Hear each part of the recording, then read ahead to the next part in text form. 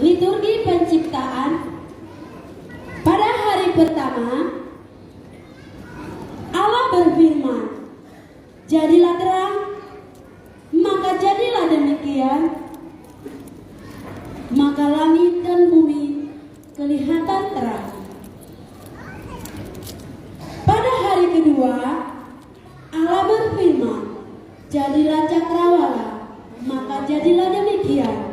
Dengan adanya cakrawala, maka bumi kelihatan indah dan mempesona. Pada hari yang ketiga, Allah berfirman, "Jadilah jenis-jenis tumbuh-tumbuhan," maka jadilah demikian. Ketika terjadi demikian, maka bumi kelihatan indah dan mempesona. Pada hari yang keempat, Allah berfirman, "Jadilah benda-benda penerang," maka jadilah demikian. Ketika terjadi demikian, maka bumi ini kelihatan lebih indah, dan dari situlah pembuatan benda-benda penentu bumi. Pada hari yang kelima, Allah berfirman, "Jadilah jenis-jenis binatang," maka jadilah demikian. Dengan demikian, bumi ini dipenuhi dengan berbagai-bagai jenis binatang. Ada yang besar dan ada yang kecil, ada yang di darat maupun di air. Pada hari yang keenam, Allah menciptakan manusia, namun berbeda dengan ciptaan yang lain. Karena manusia dibentuk dari debu tanah, kemudian Allah menghembuskan napas kehidupan, dan Allah menempatkan manusia itu di Taman Eden. Dan pada hari yang ketujuh, dan ketika Allah melihat semuanya indah, maka Dia beristirahat.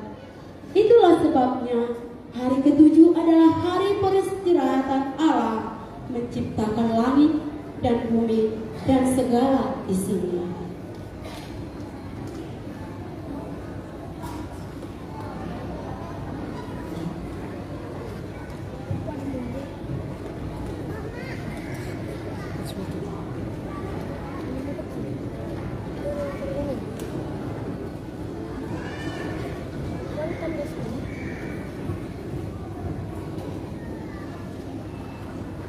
Liturgi kejatuhan manusia ke dalam dosa.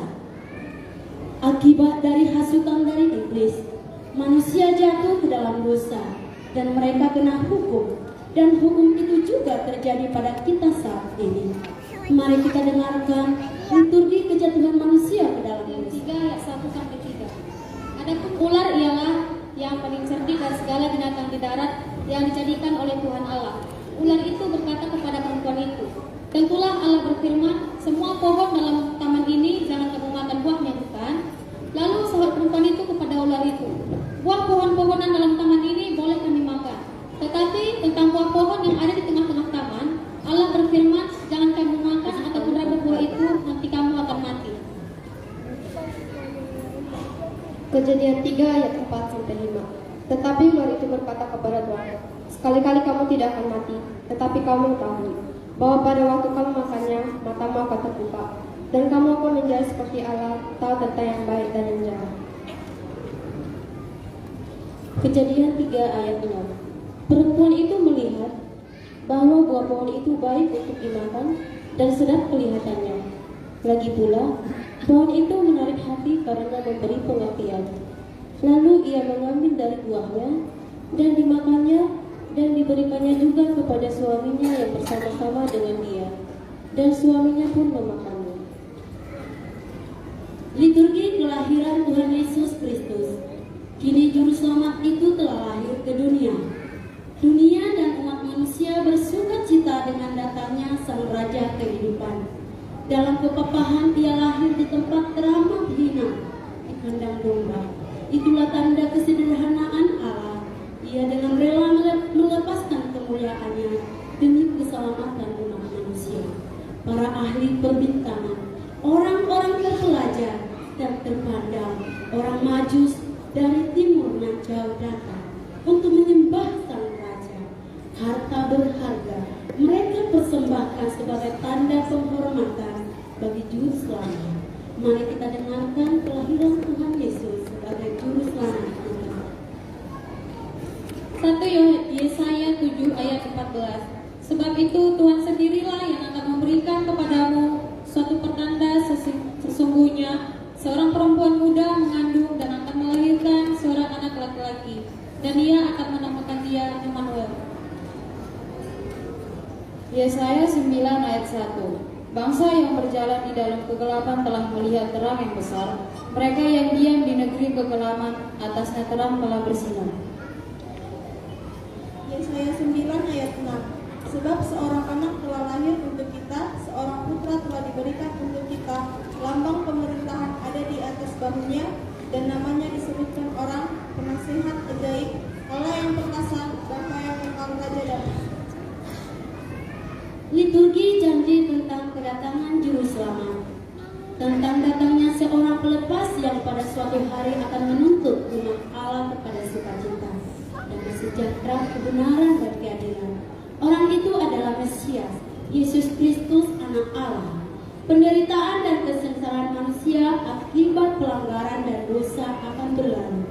Allah memberikan pengharapan kepada dunia dan kepada siapa saja yang percaya kepadanya. Mari kita dengarkan liturgi tentang kedatangan Juru Selamat kita, Yesus Kristus.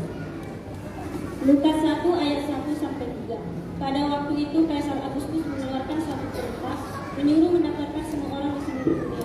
Inilah pendaftaran yang pertama kali diadakan sewaktu Kirenius menjadi wakil negeri di Syria. Maka pergilah semua orang mendaftarkan diri masing-masing di kotanya sendiri. Lukas 1 ayat 4 sampai 6. Demikian juga Yusuf pergi dari kota Nazaret di Galilea ke Yudea, ke kota Daud yang bernama Betlehem, karena ia berasal dari keluarga dan keturunan supaya didaftarkan bersama-sama dengan Maria yang sedang mengandung. Ketika mereka di situ, tibalah waktunya bagi Maria bersalin.